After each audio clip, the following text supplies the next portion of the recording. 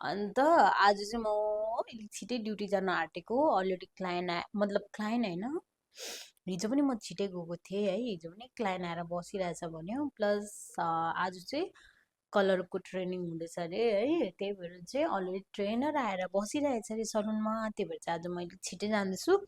आज म रास्ताहरूको केही बनाउँदिनँ, डाइरेक्ट सलुनमा पुगेर है। आज सलुनमा के हुन्छ हजुरलाई म देखाउँछु। क्लास हुन्छ सायद, फोन गर्नु पाउँछ पाउँदैन, फोन युज गर्नु पायो भने चाहिँ म के गर्दैछु हजुरलाई देखाउँछु है।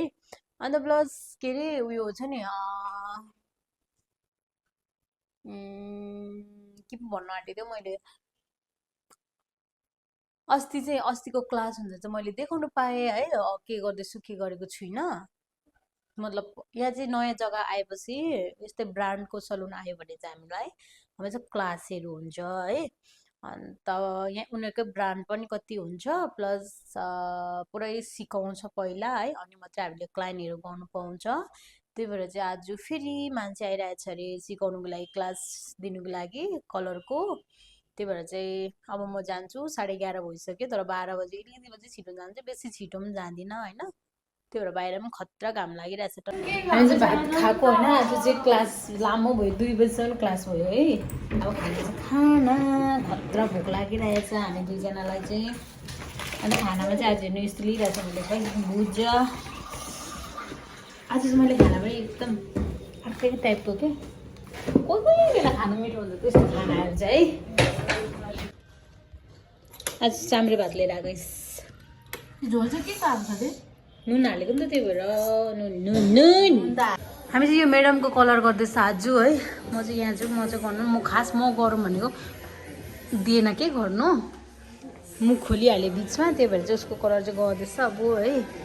हामीलाई कलर गर्न आएको सरले, त्यो कस्तो कलर हुन्छ तपाईँहरूलाई म बादमा देखाउँछु के।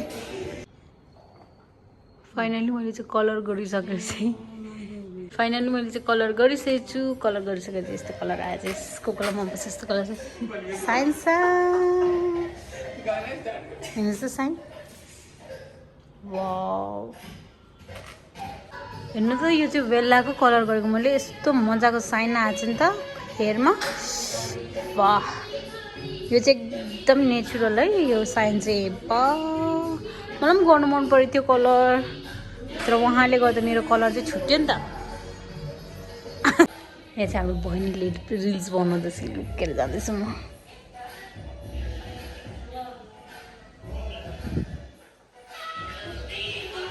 होइन होला